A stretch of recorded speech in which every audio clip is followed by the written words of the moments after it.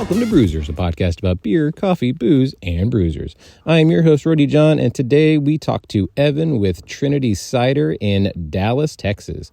We talk all about how cider has been in his blood since he was a kid in Washington, to their fun names, and to the neighborhood of Deep Ellum that they're in. This is such a good conversation. As you will hear, we were outside of Trinity Cider, so you get a little bit of that background noise and vibe that is Deep Ellum. It is a fun place to be. We get into it, but it has had its ups and downs, so you don't want to hear it from me, you want to hear it from him. But in the meantime, we have a newsletter. It comes out twice a week. You get even more information about our guest, what's coming up on this show, and you even get some fun facts. So make sure to sign up for our newsletter. In the meantime, here is Evan with Trinity Cider.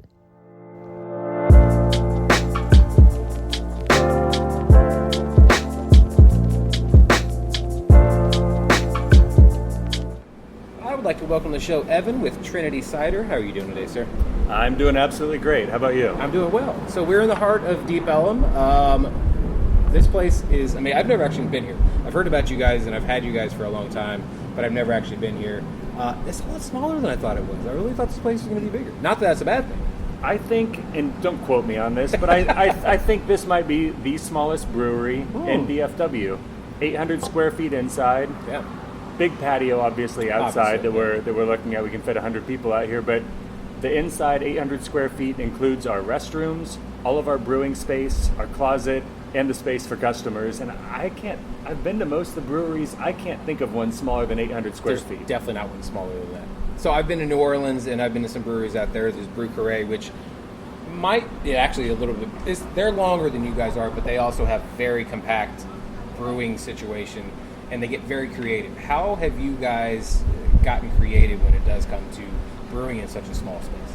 So we can't brew and be open to the public at the same time. That makes sense. So Monday through Friday, we are a brewery during the day. Okay. And then we flip the switch Monday through Thursday at 5 o'clock. Yeah. Brewer cleans up, packs up, gets out of there. The bartender takes over, and 5 o'clock it switches from being a brewery to being a cidery, a tasting room. Very nice. And that's when the fun starts to happen. Yeah, that's where all the magic happens. Now, let's go all the way back in time. What is your earliest memory of alcohol?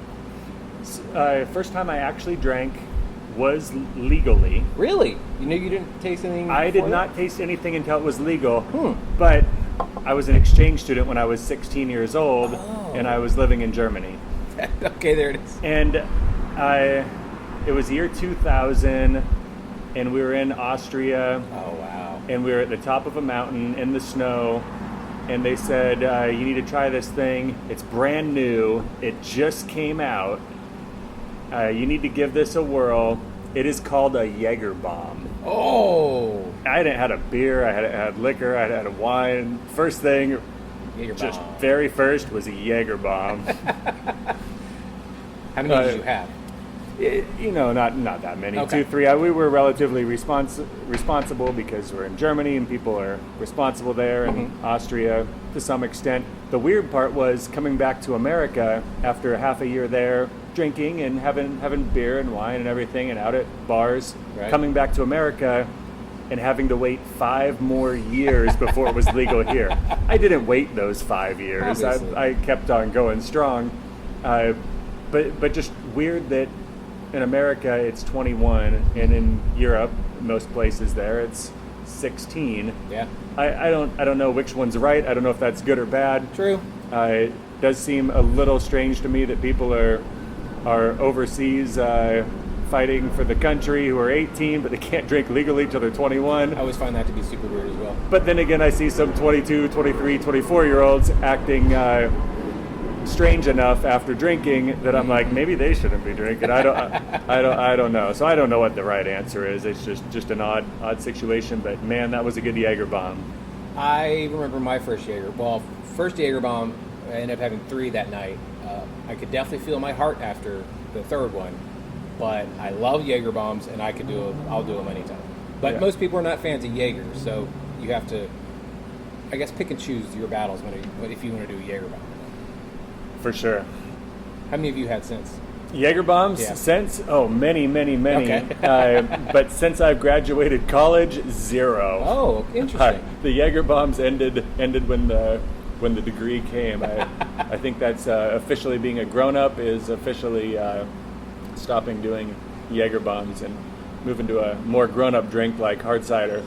Fair enough, yes. Now, I had read that you grew up in Washington where you and your dad would make ciders. And then you moved to Texas where you realized there wasn't really a hard cider place. How did you figure out that this is what you wanted to actually do here and bring it to North Texas? Yeah, so my dad and I, we had 3 apple trees, so we'd awesome. pick apples off our 3 trees. We didn't have an orchard. I mean, we did. It was 3 trees. Yeah. 3 trees long. We'd pick our apples, we'd grind them, press them, and make them into hard cider. And it was dry hard cider, like you can find in Washington, just all over the place. Very low sugar, kind of champagne style. Right. The stuff that I like. When I got here to Texas, it was just Angry Orchard on tap everywhere. Yep. I mean, props to them. They were crushing it. I mean, they Sure. still are. They're the biggest. They're the biggest, and they're everywhere. And some people knock them, but man, you see their product everywhere. They've got to be doing something So very many different right. variances, yeah. But for me, I just don't like super sugary cider. Yeah. And when I have something that rolls in at 24 grams of sugar, it's just not my jam, so to speak. Our dry spell comes in at 1 gram of sugar. That's awesome. That's what we print on the cans. It's less than 1. Yeah. And so you can drink a 24 pack of ours, and it's less sugar than 1 Angry Orchard. Very nice. And that's what I was looking for here in Texas, and I couldn't find it. I mean, at the time, Austin East Cider was just kind of getting rolling. Bishop was here, but theirs was. God, I love Bishop. I went there all the time. Theirs was just a little bit sweet for me, and yeah, that crackberry is pretty sweet. so I talked to my buddy, and I said, "Hey, man, Brian, you wanna start a cidery?" And he said, "Heck yeah, I'm in 100%. What's a cidery?" I'm going to stay with you for 10 seconds.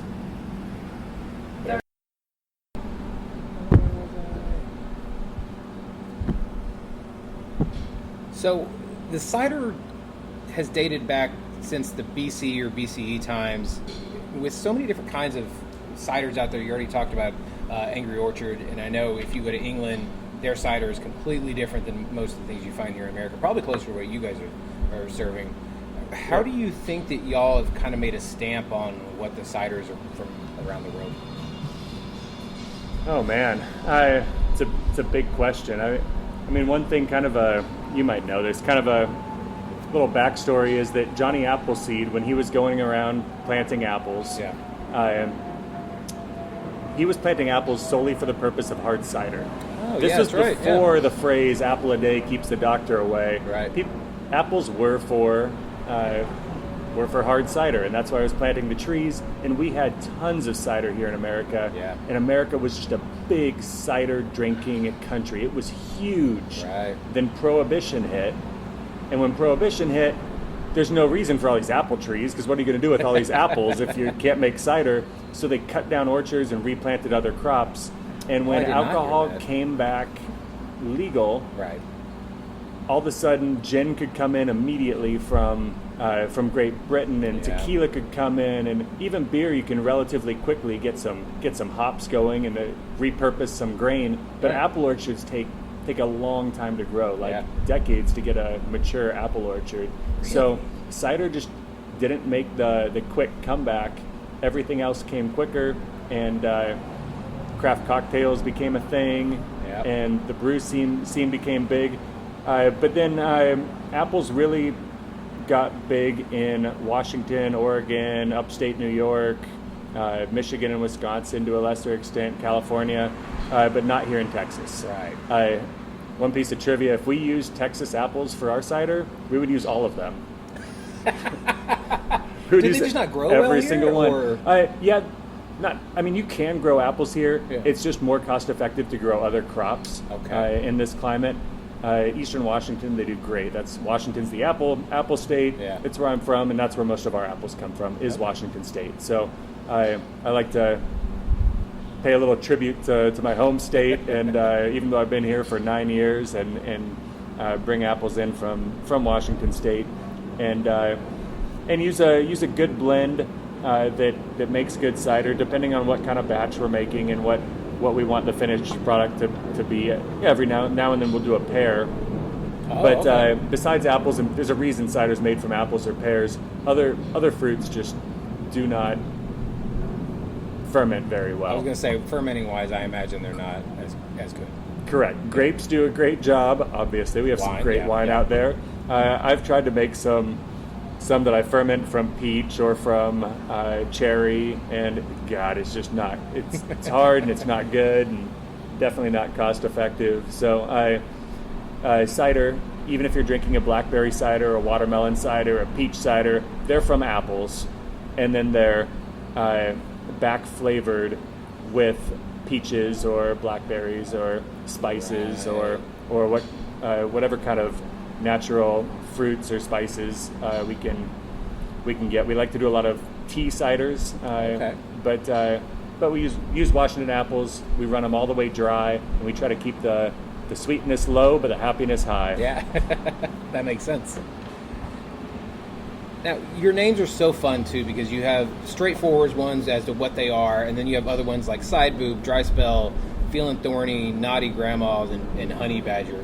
Where do does the cider come first, or the name come first, or where do the names come from? So my wife is a college English professor, and she has a way with words, so she comes up with most of our names. We sit around drinking cider, thinking about cider, and she comes up with usually the home run names. We get some funny names, but then I have to speak up every once in a while and say, like, can we just have a peach green cider that is called peach green tea cider and doesn't have some crazy name? It doesn't need to be the purple unicorn or some witty name. Can it just please be a cucumber habanero, so that when customers are looking at the menu, they know that it's a cucumber habanero? So we try to have some of our ciders with witty names and some of them a little more straightforward. And really, it's my wife that comes up with the names, with the exception of every now and then we post on our social media a little contest. Here's the cider. It's going to be a spicy mango. Who's got the name? Yeah. And we let our customers decide, and they come up with some gold too. So since we've been open, we've come out with somewhere north of 100 different ciders. So we've had some great names, and we've had some all right names. The all right names were me. The great names were my wife or our customers. So, needless to say, don't ask you if you want to name anything, because you're just going to do straightforward. It's just going to be straightforward. Yeah, there you go. That makes sense.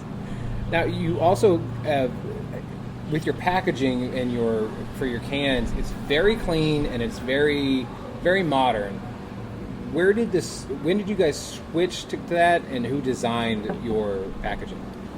So, we had a customer who was sitting at the bar, just hanging out, drinking cider a few weeks after we opened. His name's Todd, and he looked at our logo, which at the time just said Trinity Cider in letters. No logo, just the words Trinity and Cider. And he said, do you want me to make you guys a logo? As he's looking at my shirt that just literally says Trinity Cider on it, just the words, no pictures, no logo. And we're like, yeah, I mean, I guess so. And he's like, I'm pretty good at that kind of thing. And so kind of gets out a napkin, and it's like, what do you want? And I was like, oh, I don't know, like an apple inside of an eye, like an apple of my eye, with like, Trinity Cider, and throwing Deep Ellum there. And then I want an apple blossom on there, and a pyramid for the Trinity, and he's like, I got you, man, I got you. And he sketched out this logo, like, holy crap. And so from that point on, like, he's been our logo guy. He does all of our cans. He does all of our swag, T-shirts, and hats. He painted on the side of the building. He painted that Trinity Cider logo in the back. And him and his wife have become great friends of ours. We owe them a lot. They've done a lot for Trinity Cider. It is a great logo. So Todd did a great job.